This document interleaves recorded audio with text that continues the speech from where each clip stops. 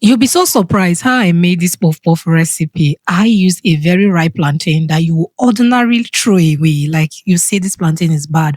One thing about very ripe plantain is that when you fry them, they just absorb so much oil and you will not enjoy them. But this recipe, that's another thing you can use your plantain for. So stick around. Add in your flour, your sugar, your salt, your nutmeg for flavor. Then your instant, yes, you can use active dry yeast, but I'm using instant yeast for this recipe.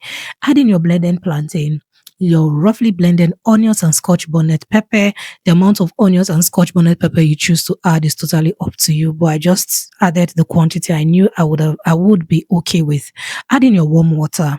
Add in your water and beat to get your batter together. I used about 350 ml of warm water. You may use more or less, but I think this quantity is just perfect for 500 grams of flour.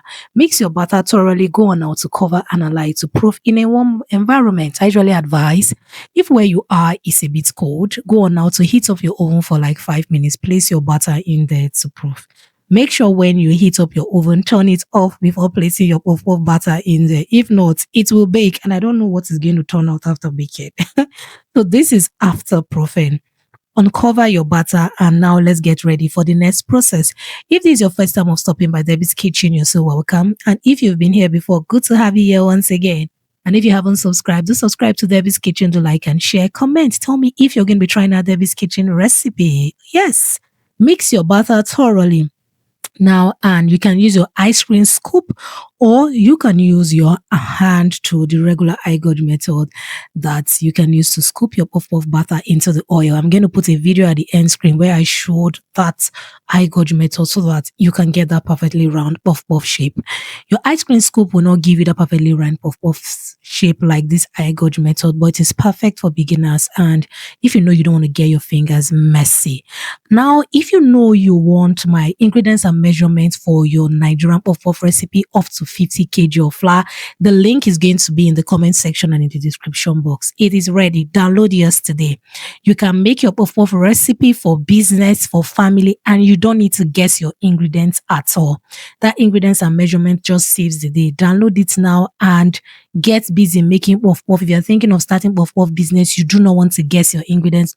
Up to 50 kg of flour, Debbie's Kitchen have done the work for you for just $4.99.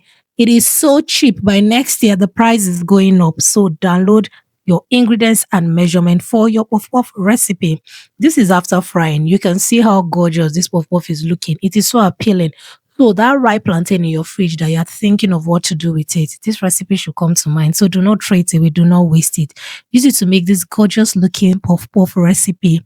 You will love it. I'm not a fan of puff puff, and I do not really like fries, but this puff puff, hey, I ate it. I kept eating it. I was like, what is going on?